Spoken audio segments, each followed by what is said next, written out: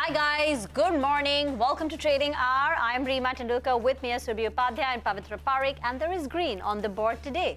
Benchmark indices are up close to about 0.4%, taking forward that intraday pullback, the rally that we had towards the end of yesterday's trading session. Remember, yesterday the Nifty gained more than 100 points from the day's low to climb back above that 17,000 mark. And today, given the global strength, the uptick in the Asian markets, we've built on that, and so far at least, we've not let up any of the gains. So right now, up about 65 points on the Nifty. The Sensex has gained 228 points. The advanced decline ratio is looking pretty healthy. We've got about 2 stocks in the green for 1 in the red. Reliance Industries is the big boy which is contributing today. If you pull up that contribution plate, Reliance Industries, with its 10 percentage point weight on the Nifty, is contributing about 42 points to the up move today. So the bulk of the gains are coming in courtesy Reliance Industries, and that's rebounding after hitting 52-week lows yesterday. So from very oversold levels, you've got Reliance Industries rebounding smartly, aided by that bullish note coming in from CLSA, where they foresee about a 35% upside in the stock given the various triggers. Apart from that, life insurance companies are looking quite good. HDFC Life, that's higher in trade. SBI Life looking up. Bajaj Twins, Finserv and Finance up and about. L&T is in the green. On the losing side, you've got softness in BPCL. BPCL has rallied 12% this month, so it's letting off some steam. ITC HUL too a bit subdued in trade. Hi girls. Hi Reema, good morning. Good morning, Pavitra. Yes, I think you said it. It's just welcome relief, right? Though it's only a 30, 35, 40 point move right now, but a lot of people would be just happy to sit back and get some, time to exhale perhaps, given how tiring the market really has been. India's in sync with global indices. This is a relief rally that really started on Wall Street.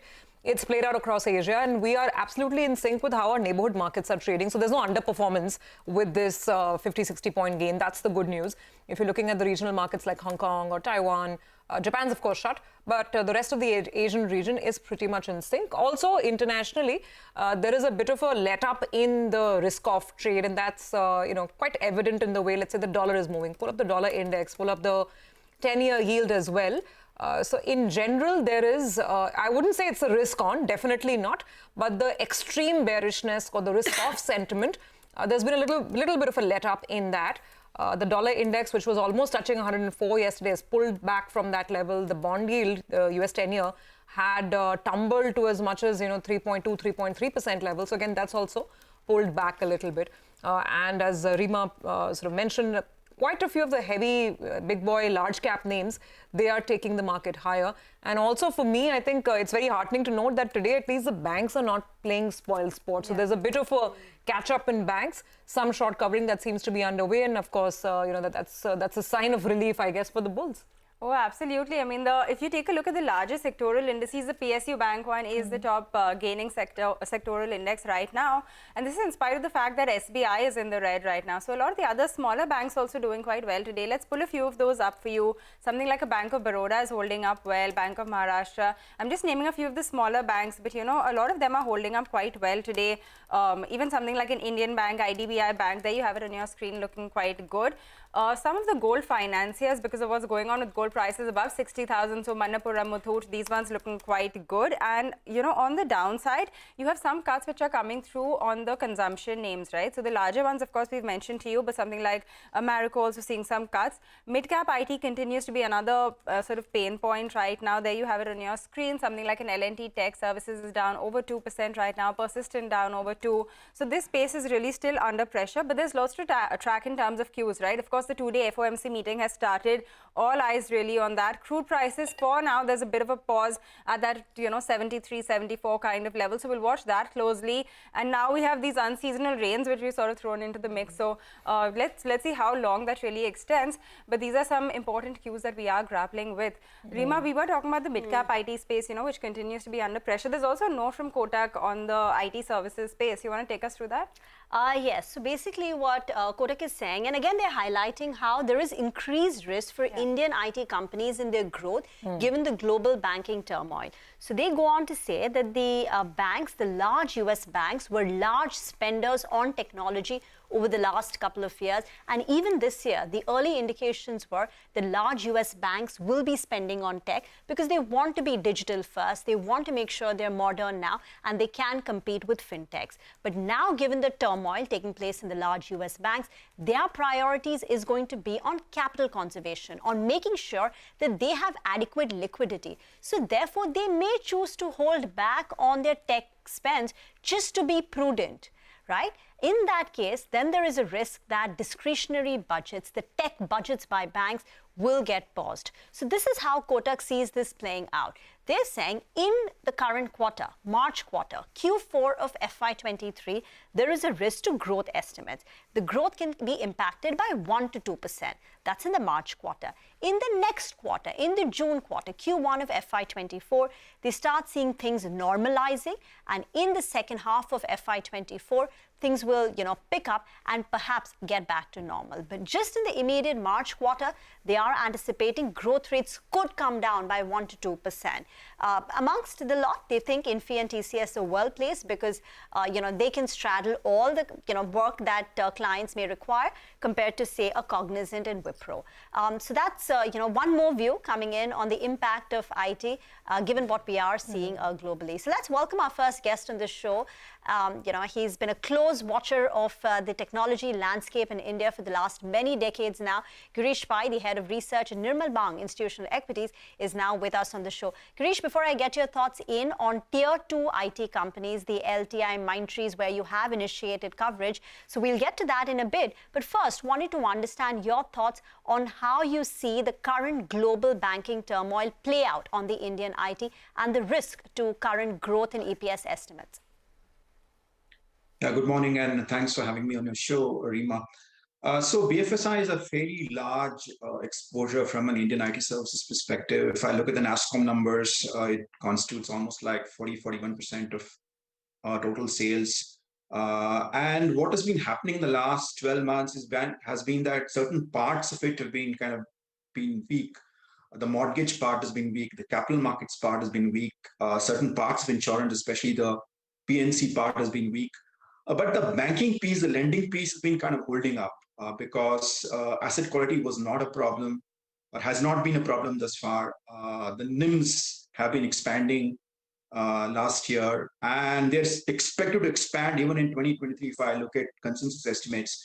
But the way things are kind of panning out in both US and in Europe, my sense is that there is going to be collateral damage on the banking system in both US and in Europe. And these constitute the largest, the bigger, systemically important banks constitute the large clients for the Indian IT services companies. So the regional banks, I don't think they are very large. I don't think Indian IT service industry has got a very large exposure to them, at least the companies that have kind of made public statements on that. The exposure seems fairly small, but indirectly, I think the regional banks could have a very big impact on how the IT spend could happen in the coming days ahead. Because from whatever I gather, the so-called mid-sized banks in the US constitute almost like 40-50% of lending. And to me, it looks like that's being kind of frozen as we speak. And if that happens, I would probably say that there is going to be a risk, significant risk to US economic growth. And consequently, there could be bigger asset quality problems that could happen for the main banks, the systemically important banks. And I think there is also a situation where NIMs, instead of expanding, will probably not, they may not expand as much in 2023 as the street kind of believes. So I think earnings could come under a lot more pressure than what consensus is currently believing. So I think that this whole situation is a bit of a challenging one for the Indian IT service industry, and we'll have to probably watch out how the guidance come out for some of these companies when they do so post the fourth quarter. That's a sobering thought, Girish. Good morning, and thanks for joining us, Surabhi, here. Let me sort of follow that up with maybe some more specifics. I think a lot of people on the street are bracing themselves for the impact in terms of just the top line hit. By how much do you think consensus estimates will have to be lowered let's say in constant currency revenue for the top tier companies? And is the impact going to be more on the top line, or do you think they can get by lowering margins, lowering price, and then perhaps getting by without too much of a top line hit? So, Survi, so my sense is that the consensus estimates are currently factoring in about high single-digit US dollar revenue growth for FY24 versus 23. My estimates are below consensus. They're probably in that 3 to 5% range for tier 1 companies. From a margin perspective, my sense is that the consensus building in margin expansion going into FY24 versus 23. Yes, there are quite a few levers out there, but I think what the consensus is not currently factoring into the estimates is a potential pricing pressure. If I look back in history and look at 2-3 episodes in the past, there's been a fair amount of pricing pressure that Indian industry has kind of had to weather. And I foresee that even in the kind of environment that we're kind of building in. So we are building in an explicit shallow recession in our estimates with a potential downside.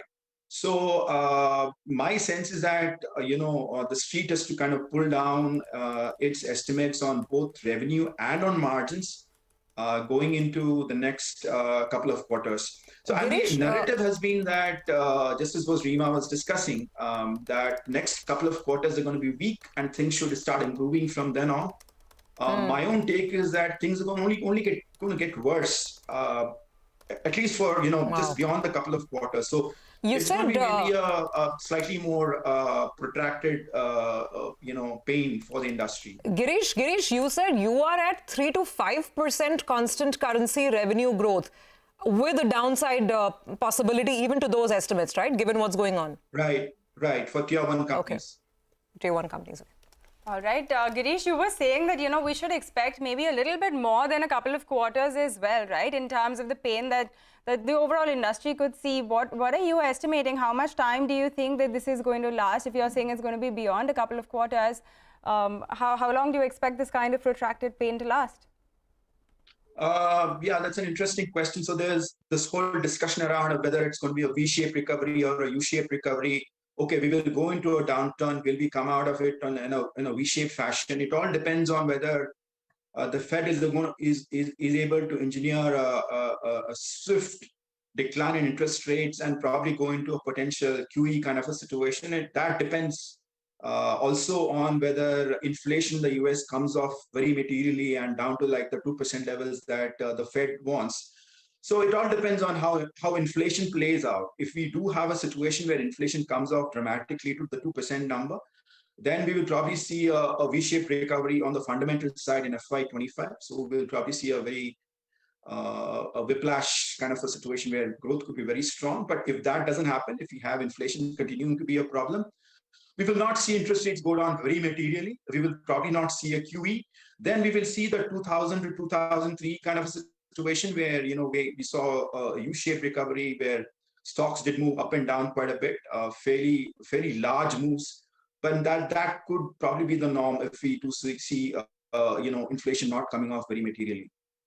Just want to throw up one more data point. Now, yesterday we got the news about how tech layoffs are continuing globally. Amazon announced that they will be laying off 9,000 more employees. This is the second round of layoffs by Amazon. The first round took place towards the end of last year, when they let go of 18,000 people. The difference between the two is that this time the layoffs include also their cloud employees, AWS employees, the Amazon Web Services, unlike the first round, which only catered to the corporate employees. So in a way, many people were saying, well, the corporate headcount has come down, but the employees who were focused on tech, they were still, they didn't lose their jobs. So therefore, tech was resilient. But this time, AWS, which is purely tech, the cloud services, their employees are also going to be let go as a part of this. And this perhaps indicates that maybe demand is petering off even for these companies. And look at the growth rates of AWS and how they've come off over the last couple of quarters.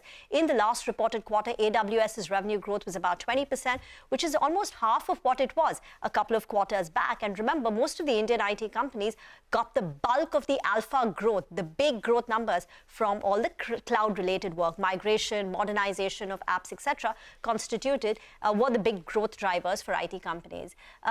You want to comment on this, Girish, what we are seeing in terms of a cloud slowdown now? Yeah, so I think that's a cyclical phenomenon. I think, yes, in the kind of macro environment we're kind of getting into, I'm not surprised that what has happened with growth on the cloud side and also the kind of layoffs that we're seeing there. So just one point on the structural growth, a lot of people keep talking about the industry. One should be valuing some of these companies at higher multiples than what they were pre-pandemic. I have a difference of opinion there. My sense is that the growth for the industry will probably be like 100, 200 basis points faster than the pre-pandemic levels, not the 300 to 500 basis points faster number that a lot of people on the street kind of keep talking about. Yes, digital and cloud will continue to be a driver of growth in the 5 to 10 year time frame, but I think the tech intensity will kind of come off because I don't think interest rates, at least the sense I have is that I don't think interest rates are going to go back to the 0% levels that one has seen pre-pandemic. So I think we will probably not see, the corporate health being as good as, or corporate profits being as high in terms of as percentage of GDP. I think they hit about 12, 13% during the pandemic. I don't think they're going to go back to that kind of a number very soon. Girish, take all of your caution on board, but as we're winding up, let me ask you this. Aren't the stocks factoring a lot of this in? I mean, we kind of tend to forget, which is why I just went and checked how much they're off the peak. I mean, Infy is down 25, 26% from the peak. Wipro is down 35 to 40%. HCL Tech is slightly better off. TCS is better off. But even there, we're talking cuts of 10% to 40% from the peak for IT stocks. They've been in a bear market anyway. So to what extent is this worst case scenario priced in? Good point, Surabhi. So I think if you look at the kind of performance that the IT index has delivered in 2020, it delivered a 55% return. In 2021, it delivered a 60% return. In 2022, yes, it came off by about 26%. So while it has come off from the peak by quite a bit, if I look at where the stocks were or where the valuations, I think that the important thing is to look at valuations. Valuations are much higher compared to the average levels that the stocks traded at in the pre-pandemic time frame. So my take on the sector is that while the companies are great cash flows, great return on capital, great corporate governance, a lot of capital being shared with shareholders and stuff like that. But I think growth is going to be a challenge, and more importantly, valuation is going to be a challenge. So at current valuations, if you buy the stock, my sense is that over a 5-year period, if you ignore all this discussion around recession, no recession and all that, I think you'll probably get a mid-single digit to high single-digit return on the tier 1 stocks, because I do potentially see some bit of PE multiple compression from here on. Okay, got that. Thanks very much for joining in, Girish. Great conversation as always. We look forward to catching up again. Let's see the next couple of weeks once the earnings season kicks in what the companies have to say. Thanks for being with us. We'll take a break on that note. On the other side, we'll discuss everything that's buzzing in the commodity space. Manisha Gupta will join in. Well, the market is practically back at the highs of the day, so equities are having a decent session. Let's figure out what's happening in the world of commodities. We have Manisha Gupta joining in. Manisha, a bit of a relief rally playing out across equities. What about your side of the market? Well, a bit of a pause after the rally is what we are looking at in many of these commodity markets. The US dollar is firmed up yet again, and that really seems to be weighing on. So the gold prices, which hit $2,000 per ounce, are off by nearly $15 to $20 from those kind of levels right now. 6.5% of gains is what we saw in gold in the previous week, and nearly 2% yesterday as well. Same is the case with silver as well. 10.5% of gains in the previous week. Yesterday was a good session, and we just seem to be holding around those levels at this point in time. Well, the US Fed and 5 other central banks have come together to ensure liquidity into the global markets. That seems to have eased a bit of risk aversion into the markets there, and it is all going to be about the US Fed decision tomorrow. And ahead of that, there's a bit of a muted trade that we have seen in the industrial metals as well. So whether it's about copper, aluminum and zinc, we are trading slightly in the negative for all these three as well. Markets are assessing demand in China too, which we have seen uneven at the best, especially for copper right now, where the LME inventories also have continued to increase seems to be weighing on to the prices. When you look at the global zinc markets, and this is the latest report which says that while December 2022 was a big deficit, we are looking at that deficit coming off in the month of January right now. This is much higher than the kind of surplus that we saw in the previous year. But even with these kind of numbers, markets are looking at weaker demand from China, and that perhaps continues to weigh on. All right, Manisha, thanks a lot for getting us that complete roundup of what's going on in the commodity market, specifically with regards to the metal prices. With that, we do need to get into a short break now, but when we come back, we're going to discuss the market technicals. Mitesh Thakkar will be with us. Welcome back. You're still tuned into Trading Hour. The market is back at the high point of the day, 75 points in terms of a gain for the Nifty. The banks are also doing very well today, like we have been pointing out to you. It's a 125-point gain over there. And what's encouraging is that, the mid-cap, small caps are doing pretty well as well. In fact, the small cap index is up 0.7% right now. So let's tell you how you should trade this market. We have Mitesh Thakkar joining us for exactly that.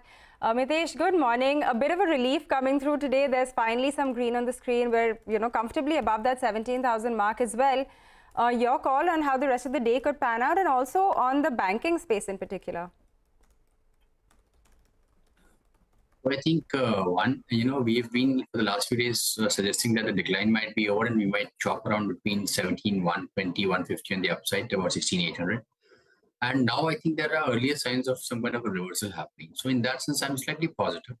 But again, 17,150 needs to be crossed. I think once we start getting past the 17,150, 130 zone, then I think expect this market to go towards 17,250 and in the best case scenario, even 17,400. So I think we have mild positive bias.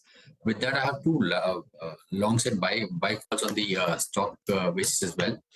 Reliance is something which is reversing from extremely oversold levels. So that's a buy with a stop below levels of 22.40. Look for targets from 23.10, 23.15 on the upside. And the other one is Navin Fluorine, which is broken out of a good contracting pattern. That's a buy with a stop at about or just below about 42.70 odd levels, and 4,400 is the trading target which I look for. Okay, we'll leave it at that. Mitesh, thank you very much for joining in. Let's just talk about one more stock before we get into a break, and that is Bharti Airtel. Now, Bharti Airtel is holding up with a gain of more than 1%. What's the development? Now, Bharti Airtel has announced new postpaid family plans.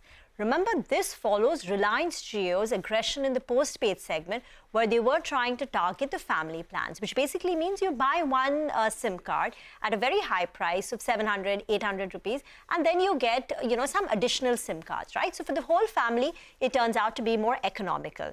So Reliance Jio last week had announced attractive postpaid family plans. Now, Bharti Airtel has also introduced some new variants which will help compete with Reliance Jio in that segment. These are not individual postpaid plans. This is a family postpaid plan.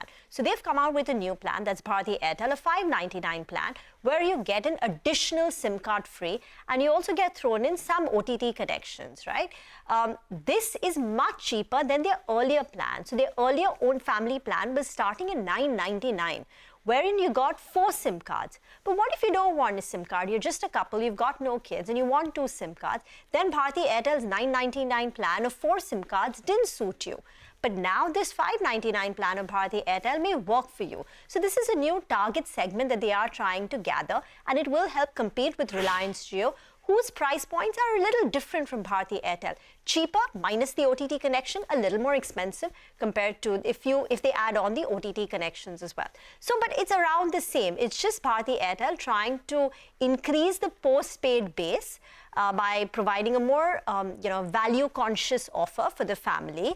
But it's not a like-to-like comparison, because here you're getting only 2 SIM cards versus 4 SIM cards in the earlier offering that they had. So it's just trying to expand the base, maybe try and get some prepaid guys to convert into Bharti Airtel. But these new plans are a measure to increase their postpaid subscribers, which are high ARPU, lucrative subscribers, which is why the street likes this development. But let's also talk about HDFC AMC. That's surging in trade post a very large block deal. Vivek is here with the details. Vivek. Well, that's right. So in yesterday's trading session, you actually saw over 2.2% of total equity of HDFC AMC change hands. So it's been a clean out trade as far as GQG Partners is concerned. And the good part about this particular block deal is that, there has been one single buyer. So LPI Mutual Fund has picked up the entire stake. Now, going forward, there are a couple of important triggers that we need to watch out for, especially as far as HDFC AMC is concerned. Now, if you look at the shareholding pattern, Aberdeen Investment Management holds almost 10.2% stake in the company. On December 6th, they had given a notification to the exchanges saying that they were looking to place the entire stake and especially 9.9% of the entire stake to a single buyer. And this is something that the street is now eagerly anticipating when this particular deal does fructify. After that, as per analysts, once this particular significant block is done, and since they are classified as a promoter, there is an expectation that the stock will once again get added back to the MSCI index, thereby leading to further flows. On the back of all of these developments, this particular stock is buzzing in today's trading session. All right, got that. Thanks very much, Vivek, for the details there. Those are some of the stocks in the news today. We will take a quick break. On the other side, we'll be discussing market fundamentals. Pratik Parekh of Nuvama. Welcome back. Let's talk about the markets. We have been struggling over the last couple of days, but today there is a relief rally, and we're holding up with a gain of close to about 0.4%. Pratik Parekh, the equity strategist at Nuvama Group, is now joining in to discuss the way forward. Pratik, even if there is no risk right now or a minimal probability of a large-scale systemic bank collapsing either in US or Europe, which could result in a long and deep recession, the truth is these large US banks and European banks are going to turn a bit cautious. Some of them said that, even the mid-regional banks are freezing on their lending, and what we could have on our hands is a slowdown, an accelerated slowdown compared to what the market was penciling in. Does this pose big growth risks for the Indian market? Because the narrative up until now is that Indian markets will continue to see good growth in FY24, and therefore once this volatility ebbs, Indian markets will pick up in the second half of the trade. But is there a risk to that growth estimate, this EPS pickup estimate for the Indian markets for FY24? Hi Rima. Thanks for having me over. I think if you look at it, right, the current fallout or the current crisis that we are having, this time around, it is more of a duration or interest rate risk rather than a lending or a credit risk that we had during GFC. So to that extent, I think the chances or the magnitude of the problem is significantly lower this time versus what we have had in the past. This problem can be very quickly fixed by cutting interest rates. And to that extent, at least that gives some comfort. But nonetheless, Rima, as you rightly said, I think the growth outlook is where the challenge is a bit more, especially from a very near-term perspective. If you look at it, even before SVB fallout happened, the monetary setup globally was not very conducive. Yield curves had flattened very sharply. You had one of the deepest inversion in yield curve. You had global money supply growth slowing down very sharply. And all these things are not very conducive from a growth outlook perspective. So to that extent, this event only accelerates the near-term growth outlook. Now, if I look at the transmission of these global events to Indian markets or Indian earnings, the transmission typically happens through three channels. One is the exports channel, which is your IT services, your pharma, your chemical company sales. Second is your prices or commodity price earnings channel. And the third is the liquidity channel. Now, typically, all these three work together. But this time, there are a lot of leads and lags. If you look at last year we had IT stocks correcting very sharply because there were concerns on the growth outlook as well as margins which were weakening. So to some extent, the trade part of it has been priced in the markets. Commodity companies have had a bad start to the year so far. This is despite China's unlocking. So prices part also things have been priced in. But what has been the real laggard this time on the liquidity channel? Last year, despite the whole global sell-off in asset prices, you had Indian financials and Indian cyclicals like capital goods doing very good. This is a historical anomaly. And the simple reason for that was, well, globally, Fed and central banks were tightening and so was RBI. The domestic financial condition was still very benign. You had LAF, the banking sector liquidity is still in surplus. And to that extent, the pain of tightening was not yet felt.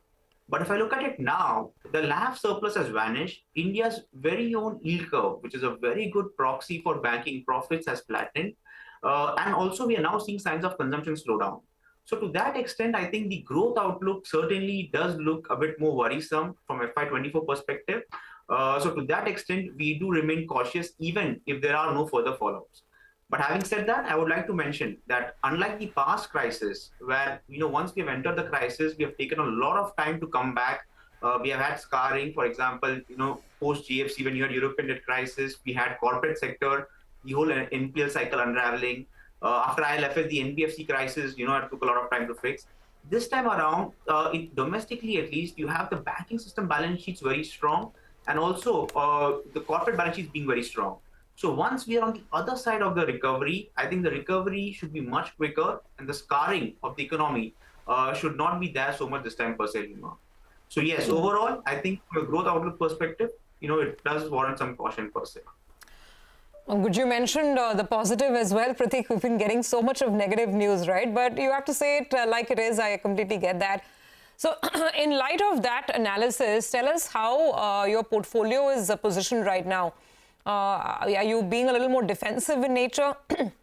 And also, I mean, the third quarter anyway gave us an indication that corporate earnings aren't running away in a hurry. We saw some downgrades. Do you see that accelerating Q4 onwards? And what is the earnings estimate, FY24, that you're working with at least right now? Yeah. So if you look at the FY24 estimates, consensus is forecasting anywhere between 15 to 18% growth. We do see some downside risk over there. And from a portfolio perspective, our main philosophy is that if you look at 2022 or FY23, the concern on earnings was on the margins front. Because of your rising input prices, IT companies were hiring big time. So to that extent, it was the margins that really shook the earnings. But as we move to CY23 or FY24, I think the main earnings pain point potentially can be on the demand part. I think the top line, the key drivers, which is exports, prices, and liquidity, are all turning adverse. So I think from a next year perspective, on the earnings part, you will see demand slowing down. So from a portfolio construct perspective, our philosophy is to buy into sectors where the demand risks are very low, and also sectors which will benefit from falling input prices. And finally, in an environment where liquidity is tightening, we would stick with the ultra defensive portfolio and would avoid companies with any leverage of sorts per se. So in such context, we are overweight staples, we are overweight cement, where we think, with falling input prices, the profitability should come up. We are overweight, insurance as well, despite what has happened in the budget. And also we are overweight IT, where while there are concerns on the global front, but our main thesis is that in IT, unlike past, margins are likely to do better. And finally, IT being a cash-rich sector, typically outperforms during all global recessions. So to that extent, we overweight that, and we are underweight all the cyclicals, whether it's domestic or global, because our belief is that the current slowdown is broadening. At least so from a cyclical perspective, we are very defensive, and we have underweights in financials, industrials, even durables, where we think the valuations are very high, and with demand slowing down, there is some caution that is warranted per se. All right, Pratik, you're sounding extremely cautious, but one space I want to ask you about, because we have been talking a lot about this, is what's going on with real estate, right? It's so mixed in terms of the fact that luxury sales seem to really be going through the roof. There's no sort of problem with demand, at least that's what it looks like right now. But on the other hand, maybe the affordable segment is not really, quite there yet. Is this something that you think is worth looking at in terms of just an investment perspective, the real estate stocks? Yeah, again, great question. So I think real estate stocks are one of the deeper cyclicals per se. They are one of the early cyclicals as well. So I think when the tide turns and we have deep rate cuts, real estate stocks will turn attractive. But at the current juncture, we would remain cautious on some of the real estate names as well, because as you rightly said, this time real estate recovery has been two-track. That we had luxury sales doing very good, but the affordable segment not doing so well. Going ahead, with the concerns on layoffs in the tech sector, so on and so forth, and interest rates rising very sharply, even the luxury space, there's a risk can see a slowdown. So to that extent, I think from a demand perspective, real estate can face some headwinds. And given the deep cyclicality over here, some moderation in prices, some moderation in demand, the whole valuations and all those framework can change very quickly. So that's why on the real estate front, while the longer term outlook is great, where the excess supply has been cleaned out, there has been a reasonable amount of consolidation, and for 10 years, the cycle hasn't been there per se. So while from a longer term, it's very great, but I think from a near term perspective, which is over the next 6 to 12 months, caution is warranted on the real estate space per se, because we still think that, things are not completely out of woods, and here they are staring at a slowdown going ahead over here. Prateek, that point about, the tech layoffs possibly hurting real estate is quite true. So many companies we've chatted with, off the record seem to indicate that in FY24, IT companies are going to moderate their wage bill after the extraordinary 2 years in terms of promotion and wages. So salaries are going to come down, and plus, of course, layoffs are there. So maybe, Bangalore real estate could get a bit of, hit, because if growth is slowing down for the IT companies, margin lever is something that they will look to flex, and that's going to be done with attrition coming down. It's going to be done via that wage bill number. But thank you very much, Prateek, for joining in. We'll slip into a break. On the other side, we'll get you more on the markets. Welcome back. You're with us on Trading Hour. Aviation consultancy firm Kappa expects airlines to post $1.6 to $1.8 billion worth of losses in the next financial year. This as domestic and international traffic is actually expected to grow by more than 20% year on year. From the sidelines of the summit, my colleague Madiha caught up with Ajay Singh, the CEO of SpiceJet, and she started off by asking him about the airline's growth and revival strategy. Here's a look. I think we are working really hard to make sure that we can restructure the balance sheet of SpiceJet and create space for growth. It's going exceedingly well, and we are happy. Of course, demand is strong, general market is strong at this point, yields are strong, and that's creating a bit of a tailwind. Oil prices are also coming down. So we think the future is looking brighter than it has in some time.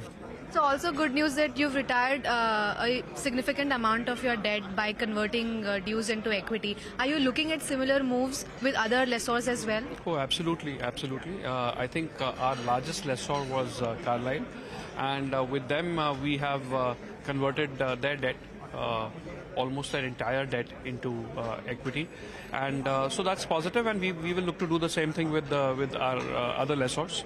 And that will significantly strengthen the balance sheet. So on the ECLGS, are you looking for more funding? The scheme will expire in March. Are you looking at more funding under ECLGS? So, we have significant approval on the ECLGS already, and there's some balances which are left, which we are trying to get approved before the 31st of March. Sir, how on revenue and cash flow side, sir, the major part of your fleet remains on ground. So is it impacting your cash flows? Well, it's not a major part of our fleet, but yes, still a significant amount of aircraft are on the ground, and that's what we are doing over the next few months to get them back to flying, all of them back to flying again, and also get some new aircraft. So, and grounding of fleet, is it the reason why OTP is also getting poor? Yes, I think the OTP, of course, will keep improving as aircraft come back, and we've already seen some improvement, and it will improve further. All right, that is the SpiceJet CEO Ajay Singh saying that they're looking to restructure the balance sheet. Almost the full Carlyle debt has been transferred into equity, and they're going to continue doing that as well. But with that, we do need to get into a short break now. There's lots more market action that we're going to track when we come back. The Nifty Bank has slipped quite a bit, just around 50 points higher right now. So we'll talk about that when we come back. We've definitely come off the day's high. For the Nifty, it's just around a 45-point gain that we're seeing right now. But a bulk of the pressure that we've seen in the past few minutes is really coming through on the Nifty Bank. So take a look at that. That's holding on with just around a 50-point gain right now. Take a look at a few of the larger stocks, so something like an SBI, Kotak. All of these at the low point of the day, the names that I'm mentioning. HDFC Bank at the low point, Axis, ICICI. So really, this pull down that we're seeing is coming through from a lot of the larger private banks. So do keep that on your radar. The only one which is holding up just as well as the morning is, perhaps IndusInd Bank. But apart from that, all of the other major banking names have seen a little bit of a cut from the top. And the Nifty Bank right now just about holding on to the green with around a 40-point gain. The broader markets are also seeing some cuts. So keep your eye out on the mid-cap and small-cap index, because those have seen quite a slip as well. The mid-cap index just around 20 points higher right now. But on that note, we are going to have to wind down on this edition of Trading Hour. So thank you guys very much for tuning in. We have halftime report which comes up after this short break.